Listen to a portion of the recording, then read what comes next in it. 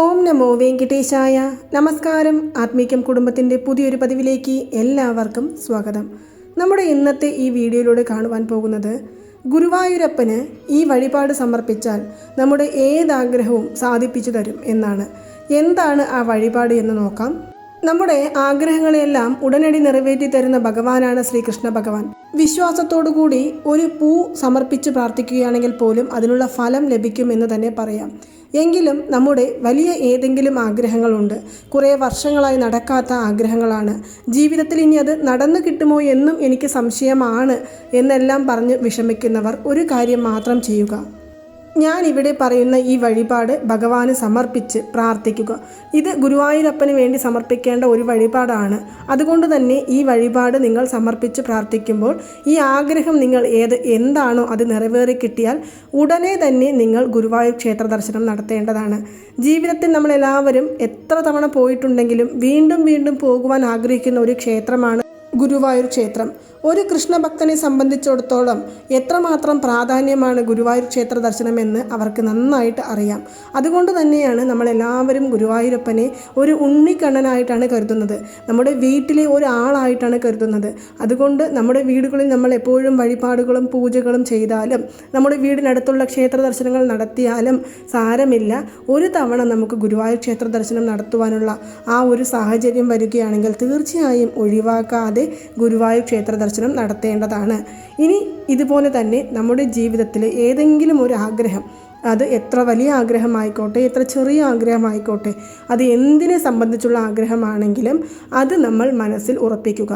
എന്നിട്ട് ഈ വരുന്ന ഏതെങ്കിലും ഒരു വ്യാഴാഴ്ച ദിവസമോ അതും അല്ലെങ്കിൽ ഒരു ഏകാദശി ദിവസമോ നമ്മൾ നമ്മുടെ വീടിന് തൊട്ടടുത്തുള്ള ശ്രീകൃഷ്ണ ക്ഷേത്ര ദർശനം നടത്തുക.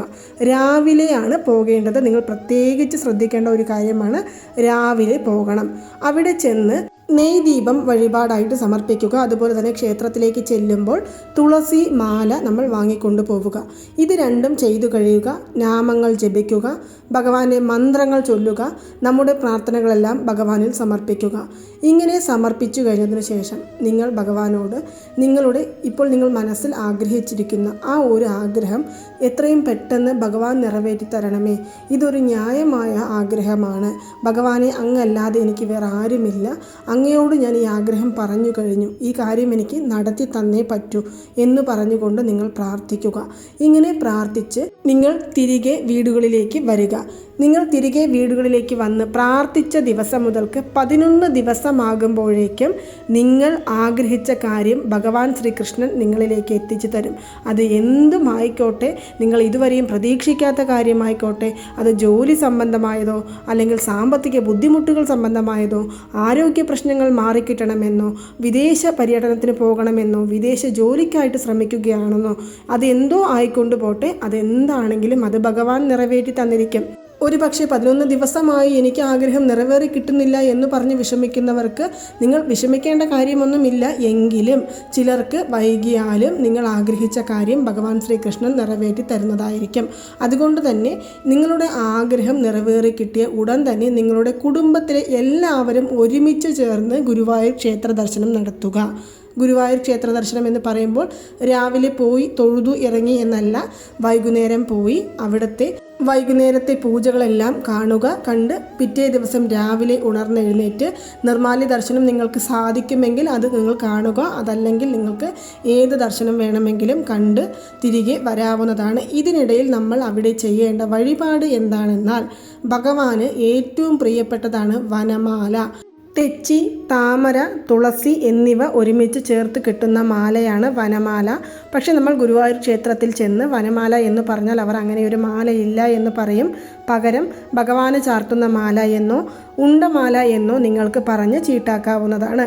ഇത് നിങ്ങൾ നേരേണ്ടതാണ്. ഇത് എവിടെ നിന്നാണ് നേരേണ്ടതെന്നാൽ, നിങ്ങൾ ആദ്യം ഈ വഴിപാട് നിങ്ങളുടെ നേർച്ച എവിടെ വെച്ചാണോ, ഏത് ക്ഷേത്രത്തിൽ വെച്ചാണോ ഭഗവാനോട് ആത്മാർത്ഥമായി പറഞ്ഞ് പ്രാർത്ഥിക്കുന്നത് അവിടെ വെച്ചായിരിക്കണം നിങ്ങൾ ഈ വഴിപാട് നേരേണ്ടത്. പിന്നീട് രണ്ടാമതായിട്ട് നമ്മൾ നെയ്വിളക്ക് അവിടെ തെളിയിച്ച് പ്രാർത്ഥിക്കേണ്ടതാണ്. നെയ്വിളക്ക് വാങ്ങിക്കുക. ഇനി മൂന്നാമതായി ചീട്ടാക്കേണ്ട കാര്യം എന്ന് പറയുന്നത് പാൽപ്പായസമാണ്. അപ്പോൾ വനമാല അല്ലെങ്കിൽ ഉണ്ടമാല, നെയ്വിളക്ക്, പാൽപ്പായസം ഈ 3 വഴിപാടുകളാണ് നിങ്ങൾ ഗുരുവായൂർ ക്ഷേത്രത്തിൽ ചെല്ലുമ്പോൾ ചെയ്യേണ്ടത്. പ്രധാനമായും ആരാണോ ശ്രീകൃഷ്ണ ക്ഷേത്രത്തിൽ ചെന്ന് ഈ നേർച്ച നേർന്നിരിക്കുന്നത് അവർ തന്നെ ചെയ്യുവാനായിട്ട് ശ്രമിക്കുക. ഉറപ്പായും ഫലം തരുന്ന വഴിപാടുകളാണ് ഞാൻ ഇവിടെ പറഞ്ഞ ഈ 3 വഴിപാടുകൾ അല്ലെങ്കിൽ ഈ 3 നേർച്ചകൾ എന്ന് പറയുന്നത്. ഗുരുവായൂർ ക്ഷേത്രത്തിൽ നിങ്ങൾ ഈ വഴിപാടൊന്നും നേരാതെയാണ് പോകുന്നത് എങ്കിലും കൂടി നിങ്ങൾക്ക് അവിടെ ചെന്നിട്ട് ഇത് വാങ്ങി സമർപ്പിക്കാവുന്നതാണ്. അതുപോലെ തന്നെ നിങ്ങൾ ഏത് ആഗ്രഹമാണ് ഭഗവാന്റെ തിരുമുന്നിൽ ചെന്ന് പ്രാർത്ഥിക്കുന്നതെങ്കിലും ആ ആഗ്രഹം ഭഗവാൻ 100% നിറവേറ്റി തരുന്നതായിരിക്കും. കാരണം നമ്മുടെ ആത്മാർത്ഥമായ പ്രാർത്ഥനയും അതുപോലെ തന്നെ നമ്മുടെ വിശ്വാസവും ഭഗവാന് ഏറ്റവും താല്പര്യമുള്ള ഒന്നാണ്. നമ്മിൽ നിന്നും ഭഗവാൻ പ്രതീക്ഷിക്കുന്നത് എന്താണ്? എപ്പോഴും സ്നേഹവും ഭക്തിയും വിശ്വാസവും മാത്രമാണ്.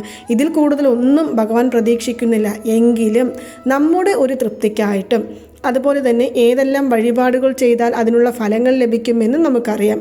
അതുകൊണ്ടും നമ്മൾ ഈ വഴിപാടുകളെല്ലാം ക്ഷേത്ര ദർശനത്തിന് ചെല്ലുമ്പോൾ ചെയ്യുന്നത് വളരെ ഉചിതമാണ്. നിങ്ങൾ മറക്കാതെ ഒന്ന് ശ്രമിച്ചു നോക്കുക. ജീവിതത്തിൽ എത്രയോ ആഗ്രഹങ്ങളുണ്ടാകും, എത്രയോ പ്രാർത്ഥനകൾ ചെയ്തിട്ടുണ്ടാകും, എത്രയോ വഴിപാടുകൾ ചെയ്തിട്ടുണ്ടാകും. എങ്കിലും ഇതുവരെയും നിറവേറ്റി കിട്ടാത്ത ഒരാഗ്രഹമാണെങ്കിൽ പോലും ഗുരുവായൂരപ്പനെ മനസ്സിൽ ധ്യാനിച്ചുകൊണ്ട് ഗുരുവായൂർ ക്ഷേത്രത്തിലേക്ക് പോകുവാൻ വീണ്ടും ഒരു അവസരം വരുന്നു എന്ന ഒരു പൂർണ്ണ വിശ്വാസത്തോടു കൂടി, ആ ഒരു ചിന്താഗതിയോടു കൂടി അല്ലെങ്കിൽ ആ ഒരു മനോഭാവത്തോടു കൂടി തന്നെ നമ്മൾ ഈ നേർച്ച നേരാവുന്നതാണ്. ഞാൻ നേരത്തെ പറഞ്ഞതുപോലെ ഏത് ദിവസമാണ് നേരേണ്ടതെന്നാൽ വ്യാഴാഴ്ച ദിവസമോ ഏകാദശി ദിവസമോ രാവിലെ കുളി കഴിഞ്ഞ് വീട്ടിൽ ദീപം തെളിയിച്ചു കഴിഞ്ഞതിനു ശേഷം ക്ഷേത്രത്തിൽ ചെന്ന് ഈ ഒരു നേർച്ച നമുക്ക് നേർന്ന് തിരികെ വരാവുന്നതാണ്. അതുപോലെ തന്നെ 11 ദിവസമായി 10 ദിവസമായി 12 ദിവസമായി എന്നൊന്നും നിങ്ങൾ ദിവസം എണ്ണേണ്ട കാര്യമില്ല. മറിച്ച് നിങ്ങൾ ഭഗവാനിൽ അത് സമർപ്പിച്ചു കഴിഞ്ഞു. ഇനി ഇത് ഭഗവാൻ നോക്കിക്കൊള്ളും. നമ്മൾ ആ പ്രാർത്ഥിച്ച കാര്യത്തെക്കുറിച്ച് ചിന്തിക്കുക പോലും വേണ്ട. കാരണം ഭഗവാനിൽ സമർപ്പിച്ച ഒരു കാര്യത്തെക്കുറിച്ചും നമ്മൾ ആശങ്കപ്പെടേണ്ട കാര്യമില്ല. ഭഗവാൻ അതെല്ലാം തന്നെ ഭംഗിയായി നടത്തി തരുന്നതായിരിക്കും. ദിവസവും വീടുകളിൽ ദീപം തെളിയിച്ച് പ്രാർത്ഥിച്ചാൽ തന്നെ നമ്മുടെ ആഗ്രഹങ്ങളെല്ലാം നിറവേറ്റിത്തരും. ന്യായമായ കാര്യങ്ങളാണെങ്കിൽ ഗുരുവായൂരപ്പൻ തീർച്ചയായും നമ്മളോടൊപ്പം തന്നെ ഉണ്ടാകും. അങ്ങനെ ആകുമ്പോൾ നമ്മൾ ആത്മാർത്ഥമായി ഭഗവാന്റെ തിരുസന്നിധിയിൽ ചെന്ന് നിന്ന് പ്രാർത്ഥിച്ച് മന്ത്രങ്ങൾ ചൊല്ലി നാമങ്ങൾ ചൊല്ലി നേർന്നു വരുന്ന ഈ കാര്യം എങ്ങനെയാണ് ഭഗവാൻ നടത്തിത്തരാതിരിക്കുന്നത്? അതുകൊണ്ട് തന്നെ ഏതൊരു കാര്യങ്ങളാണെങ്കിലും ഭഗവാനിൽ സമർപ്പിച്ച് പ്രാർത്ഥിക്കുക. തീർച്ചയായും ഭഗവാൻ നമ്മുടെ പ്രാർത്ഥനകൾ നിറവേറ്റി തരുന്നതായിരിക്കും. അപ്പോൾ എല്ലാവർക്കും ഈ ഒരു വീഡിയോ ഇഷ്ടമായി കാണുമെന്ന് വിശ്വസിക്കുന്നു. ഈ വീഡിയോ ഇഷ്ടമായാൽ മറ്റുള്ളവരിലേക്കും കൂടി എത്തിക്കാൻ ശ്രമിക്കുക. നന്ദി, നമസ്കാരം. ഓം നമോ നാരായണ. ഓം നമോ വെങ്കിടേശായ നമഃ.